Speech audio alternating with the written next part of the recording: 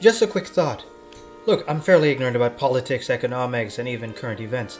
However little I know about history, though, and I don't know that much.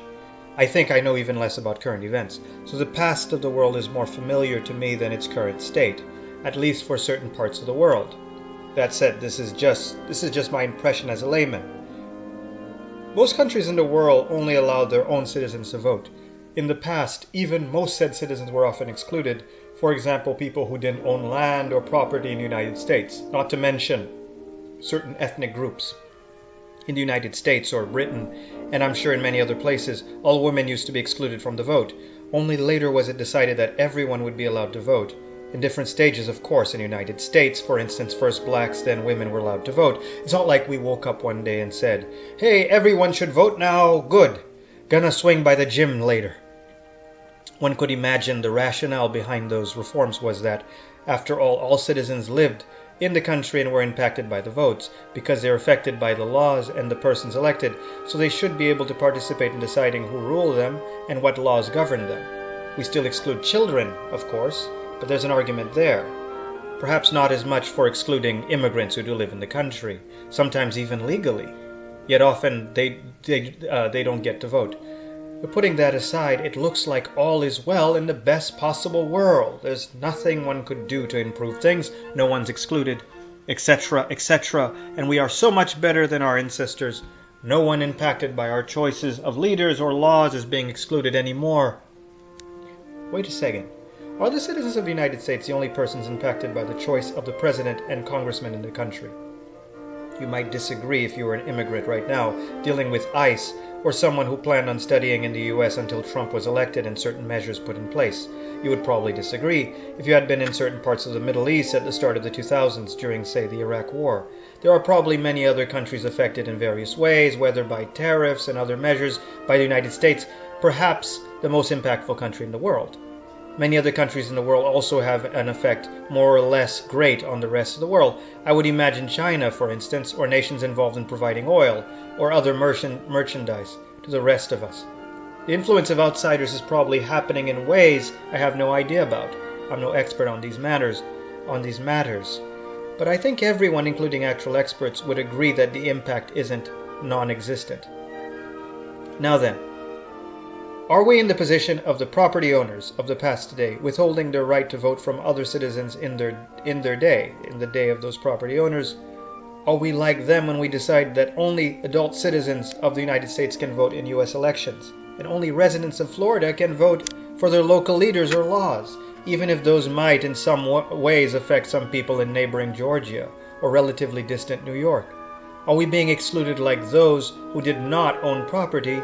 Are we being unfairly not allowed to vote in the elections of nations that nonetheless affect us? Of course, level of impact will probably vary depending on the direction. I would imagine people in Haiti, for instance, are affected by the US in a much more severe way than the United States is affected by Haiti. Though a maga fanatic might point out the influx of immigrants would probably be diminished if the Haitian government did a better job in their own country, so that even there, I suppose there would be an impact on the United States.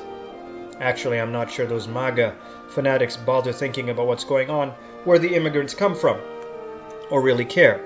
After all, they deserve special treatment because of the merit from the accident of their births or the efforts of their parents to come to the US and make the family legal. It was very hard work being born in the United States. Why allow those who did not put in that hard work to come in the country? Maybe a nation like France is a better bet for having a lower influence on the US, since I would imagine there are fewer immigrants from France or crucial imports. I really wouldn't know. Though maybe there are important imports or exports between the two countries I'm unaware of. In my naive way of seeing things, I imagine France importing more from the United States and United States from France. But again, I'm an ignoramus about current events and the economy. Similarly, for most countries, I would imagine the impact is probably greater in one direction than in another. So, in the same way that the number of senators or House representatives in the legislative branch are determined in the United States, though I'm not claiming any of that stuff really makes sense. I've heard some people complaining it doesn't. I really wouldn't know. But the idea of deciding based on population how many senators or House representatives are in the Senate or the House sounds a bit like increasing or diminishing some impact factor, or whatever one would dub it, based on how much one country affects another, or the impact that one state within the US has on another. One could imagine some index of impact being calculated based on which country you're from, or even based on which part of the population in a different country you're from. The impact will be greater or less, I would imagine, depending on your socioeconomic class within another country, etc. Someone smarter than me could devise some system. Everyone in the world would vote on the elections they choose to vote on in any democratic country they choose. And then the impact of the votes would be calculated based on how much impact the leader or laws or officials would have on you, etc. at the moment of election. The impact factor would of course change depending what's going on in the world, etc. Russia probably had a smaller impact on the Ukraine before Putin decided to invade it. But of course, this system would only really work with democratic nations, and many would argue Russia isn't really one of those. Venezuela is probably more impacted by the US after Trump's recent actions than they would have considered to be before then.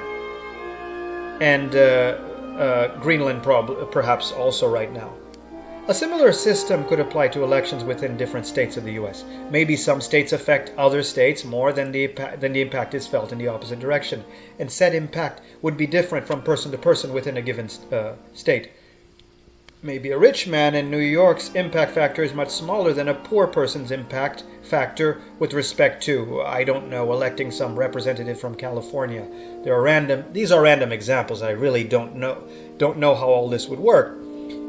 All of this smacks of the 3/5 of a person compromised in the United States. Perhaps you know when slaves counted as 3/5 of a person. As for New York versus California, the New York versus California example I just made up, one would imagine that for some of the very well-off people, say in the US, for instance, the impact factor might actually be smaller than for a poor person in a completely different country, who is more impacted by the government of the United States than the wealthy person living within the United States would be.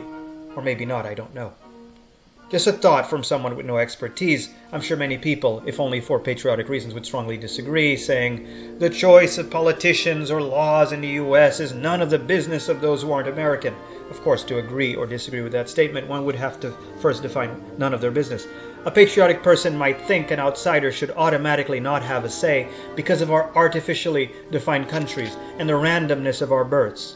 As I said earlier, others, being more charitable, would probably define none of their business as it doesn't impact them in any way.